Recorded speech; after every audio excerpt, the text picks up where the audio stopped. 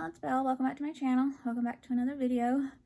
Today is going to be another recent reads, another video of me trying to catch up. First is Futureland, Battle for the Park by H.D. Hunter. And Penguin Random House, or Random House Kids, sent me this, so thank you so much. And it's filled with beautiful illustrations, so this was such a great ride. I love this book so much. It's action-packed and so fast-paced. I love the futuristic aspects. The museum park and the sky itself is just incredible, and such amazing characters. Every detail the author put into the amusement park, the exhibits, the revs, the villain, and their dastardly plot, just so imaginative and such vivid details. My heart belongs to Dooley. This plot is like a futuristic STEM mystery and more. The engaging writing, endearing, lovable characters, the vivid, creative details, mystery, action, and more just suck you right in. So many relatable issues and important messages and themes in here as well. Just highly recommend, and I cannot wait for that next book. And then I read The 13th Cat by Mary Downing Hahn. And this was such a magical, thrilling mystery story that just kept me on the edge of my seat. The whole backstory of the woman in the woods and the cats is so intriguing. I love the friendship that forms between Zoe and Lila, although Lila did annoy me many different times in here. The cats themselves and the numbers and what everything actually means, never saw it coming. Such a creepy story with bravery, friendship, and more. The ending was satisfying in some ways, and in one way, not satisfying for me. Really had a great time, though, and flew through this. And then I read the next in this series, Stories for 7-Year-Olds, 12 stories from favorite authors to enjoy and share, compiled by Julia Eccleshare. And HarperCollins UK has sent me these, so thank you so much. Filled with illustrations. And same thoughts on this one as I had for the others, just still full of magical, classic feeling short stories that kids will really love, and just had a great time with this one as well. Love some, a couple, not so much. So the illustrations are just so nice. And then I read the first in the companion series to A Murder Most Unladylike series by Robin Stevens.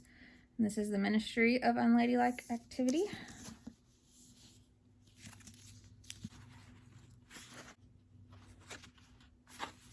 It was so amazing diving right into this start of a new series after finishing the original series, and I love this so much. I love the similarities and the differences to the original. Some of the similarities being that it's historical fiction, detective style, mystery middle grade, and we are with one character we've met before and see old faves occasionally. Also, the amazing writing, incredible characters, the murder mystery, and cast of suspects is all still phenomenal. A couple of the differences is that it's a few years later during World War II. Different characters, 3 main characters pretty much this time as well, and it's told in alternating points of view between 2 of the main characters. I enjoyed every detail of this so much. So atmospheric at this old manor house during the war. Talk of spies, ghosts, secrets, and more. Just so great. Eric has my heart. Highly recommend, and I'm so eager for more. And continuing the Mary Downing Hahn, What We Saw. And HarperCollins has sent me this. Thank you so much. This was such a dark and gripping thriller of a middle grade. And I'd say this is upper middle grade. And because of the subject matter, you may want to read it first before letting your kids read it. It's up to you. I usually don't say age recommendations since I don't have kids, but just because of what happens in here and the subject matter and just some things, maybe I think it would be a good idea. It's so dark, creepy, and straight up terrifying, mostly for me because things that happen in here actually happen every day. Real life evil.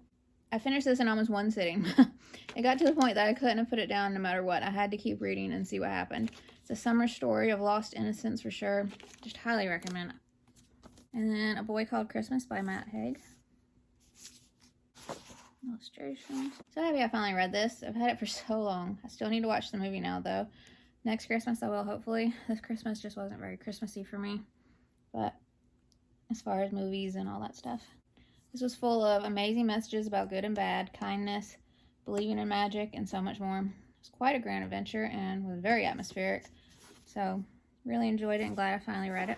And then next, in reading Beth books that I had in the order that they'd been released, was her next duology or series. There's 2 books, and then she started a new set of books, so I don't know if it's just going to stay a duology or not. But Lola Benko, Treasure Hunter. And I'm just absolutely loving this author's book. She creates the most amazing characters and friendships and plots and dialogue. And Lola is like a young Indiana Jones, and I absolutely loved her. I loved the friendship she makes as well. Her and Jen especially have such a great dynamic together, and they both brought so much to the friendship for the other. Jen has my heart, as does Zeus. You just have to read it. Just loving her books. Next in the Mary Downing Hahn, Wait Till Helen Comes, a graphic novel, adapted by Scott Peterson, Meredith Laxton, and Russ Badgett. And thank you, Harper Collins or Harper Alley, for sending me this art. Such a creepy and eerie story. Love a good vengeful ghost read. The whole backstory of Helen was so gripping and extremely spooky. The artwork is stunning. I enjoyed the creepy factor of the ghost story and the art so much, but I could not stand Heather. She was a little terror, even before she met Helen.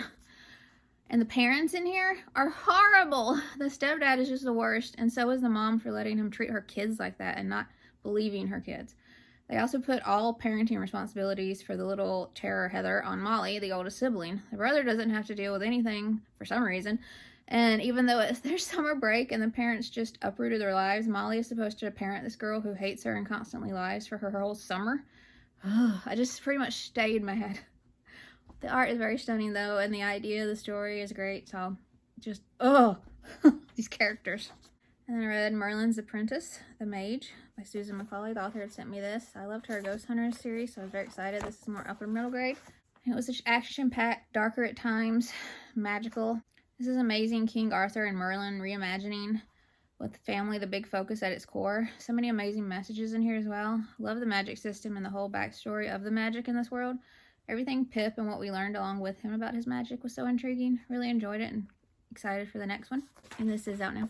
And then lastly, Tristan Strong Punches a Hole in the Sky, a graphic novel by Kwame Mbalia, adapted by Robert Venditti. And I think Beg Honcho Media from Instagram had sent me this. It was like a surprise too, so I was very excited because Tristan Strong is one of my all-time favorite series, so it was great seeing it brought to life with the art. Gum baby. Naked hardback is the same as the cover. It was so great visiting with these amazing characters again from, like I said, one of my all-time favorite series. It was so amazing seeing everything come to life with these beautiful illustrations. I love my Gum Baby, of course. It was just such a fun, quick read that allowed me a much-needed visit with Tristan and friends. Just highly recommend. Hopefully there'll be more in the graphic novel since there are 3 books in the trilogy, so. Okay, that was really quick. But that's it. Have you read any of these? Did you enjoy them? Did you not? Let me know in the comments. I hope you enjoyed the video. Today's shirt's Mariah Carey. Butterfly album cover, I believe. And if you would like to subscribe, I would love that if you'd like to. And I'll see you in my next video. Bye.